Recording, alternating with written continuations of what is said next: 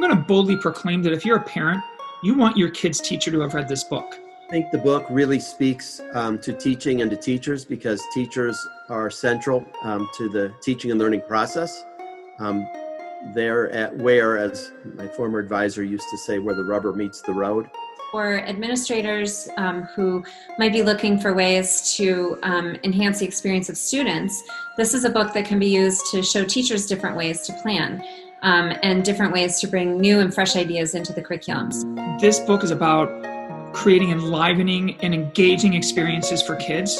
And when you're enlivened and engaged, it's really hard to check out. What kinds of experiences are we creating for students? How do we think about beginnings, middles, and ends of a class period, of a day, of a unit, of a year?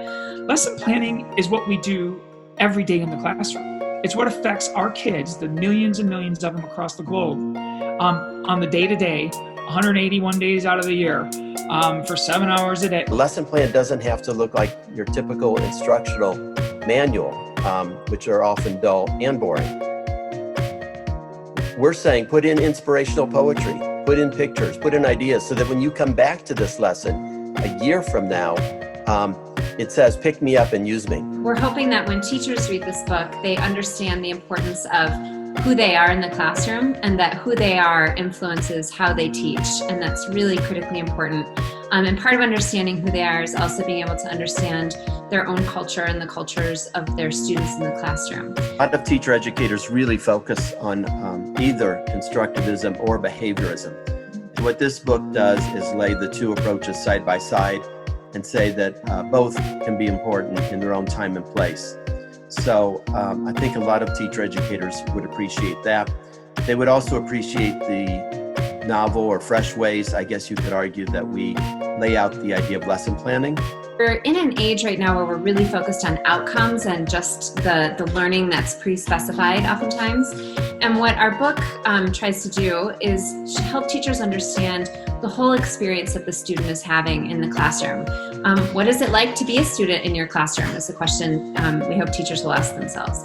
So I think the book gives teachers different ways to cultivate and create and orchestrate experiences for their students through each of the 5 lesson planning models. I see the book as a sort of source of empowerment for teachers, as we've seen the scripted curriculum movement happen, which is utterly and entirely disempowering to educators, where they're given something to, here, just read the script and deliver it, where there's no input, there's no consideration of context or who their students are in the room. That's extremely disempowering for an educator. So we hope that these tools they see as means to empowerment.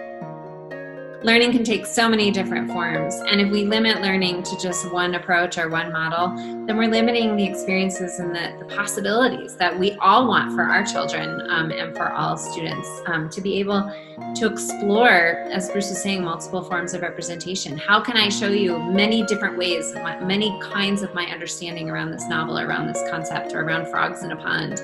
What can I do to show you or to show my peers or to help them understand my own understanding? And so we provide different ways, different approaches to helping students access those different types of knowledge.